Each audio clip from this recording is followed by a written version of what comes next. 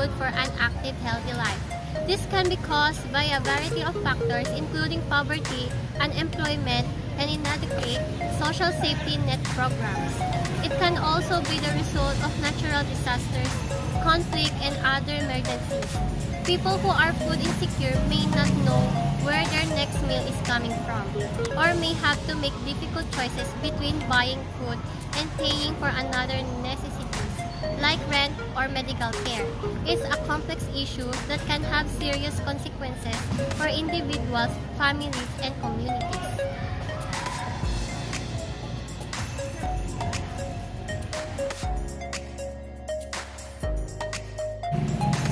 Food insecurity is a household-level economic and social condition of limited and uncertain access to enough food. Hunger is an individual-level physiological condition that may result from food insecurity. Food insecurity and hunger are related but distinct concepts. Food insecurity refers to a lack of access to enough food for an active, healthy life. Hunger is a physical sensation caused by food insecurity. It is a discomfort or pain that results from not having enough to eat. For example, a family living in poverty may experience food insecurity, meaning they don't have enough money to buy food and may have to make difficult choices about what to eat. As a result, members of the family may feel hunger and experience physical discomfort or pain. On the other hand, a person is not food insecure may still feel hunger, but it's not due to a fact of access to food.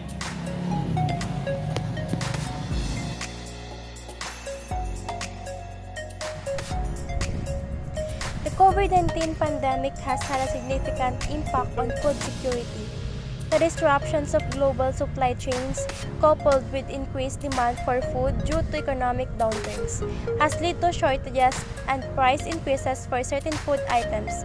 Additionally, restrictions on movement and lockdowns have made it difficult for many people, particularly those in low-income communities, to access food. The pandemic has also negatively impacted small-scale farmers and food producers, who are often more vulnerable to market fluctuations. Overall, the COVID-19 pandemic has highlighted and exacerbated existing issues with food security and highlighted the need for more resilient and equitable food systems.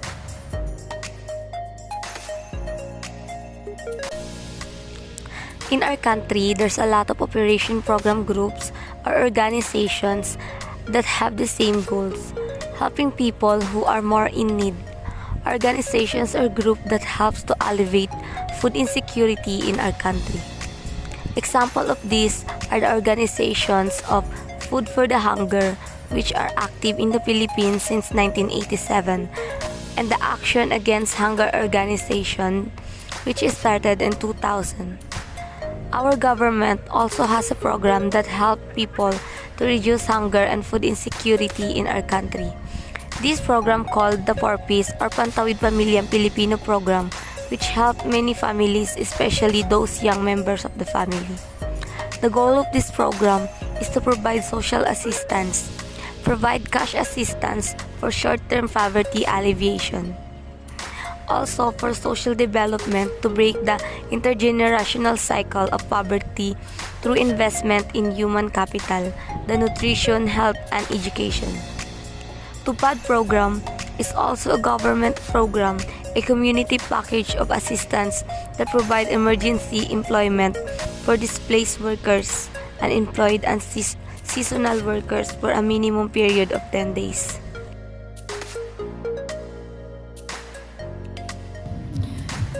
Effects of climate change in farming include reduced crop quantity and quality due to the reduced growth period following high levels of temperature rise, reduced sugar content, bad coloration, and reduced storage stability in fruits, increase of weeds, blights, and harmful insects in agricultural crops, reduced land fertility due to the accelerated decomposition of organic substances, and increased soil erosion due to the increased rainfall. Climate change is likely to contribute substantially to food insecurity in the future by increasing food prices and reducing food production. Food may become more expensive as climate change mitigation efforts increase energy prices. Water required food production may become more scarce due to increased crop water use and drought. Competition for land may increase as certain areas become climatically unsuitable for production. In addition, extreme weather events associated with climate change may cause sudden reductions in agricultural productivity, leading to rapid price decreases. For areas of the world that are already water constrained, climate change will increasingly cause adverse impacts on agriculture production through diminishing water supplies, increases and extreme events like floods and severe storms, heat stress and increased prevalence of pests and diseases. Climate change may increase the pests in corns or rice that farmers cultivate. In short, climate change is putting food production at risk. Yield growth for wheat, maize, and other crops has been declining in many countries due to extreme heat, severe weather, and droughts. In addition, each crop requires different climate and environmental conditions to grow. So if climate change like temperature rise occurs, the boundary and suitable areas for cultivation move north and thus the main areas of production also change. The change in the main areas of production might be as a crisis for certain areas that might be an opportunity for other areas. So it cannot be classified either as a positive or as a negative impact. In sum, the impacts of climate change on the agricultural sector have ambivalent characteristics of positive impacts, creating opportunities, and of negative impacts with cost. Therefore, it is very important to formulate adaptation strategies that can maximize the opportunities and minimize the costs that will lead to sustainable agricultural development. In general, food crops are sensitive to climate change. Such change, which affects soil temperature and moisture levels, also determines the vitality of both beneficial organisms and pests.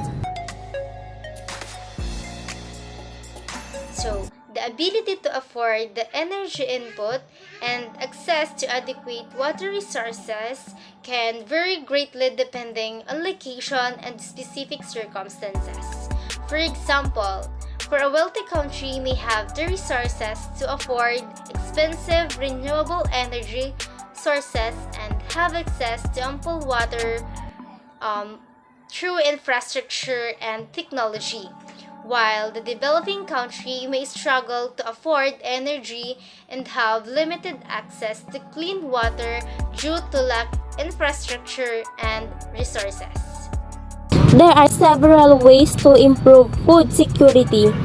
First, strengthening local and regional food systems by supporting small-scale farmers and food producers and investing in infrastructure such as processing and distribution facilities. We can build more resilient and self-sufficient food systems. Second, increasing access to nutritious food. Programs such as food banks, school meal programs, and nutrition assistance can help ensure that vulnerable populations have access to healthy and nutritious food. Third, addressing poverty. Addressing the root causes of food insecurity, such as poverty, is critical to improving food security in the long term. Fourth, promoting sustainable agriculture. By transitioning to sustainable agricultural practices, we can improve the resilience of food systems to climate change and other shocks. An example of an initiative that addresses these issues is the food sovereignty, which aims to put control of food systems back in the hands of communities particularly indigenous peoples and small-scale farmers, by recognizing the right to define their own food and agriculture systems.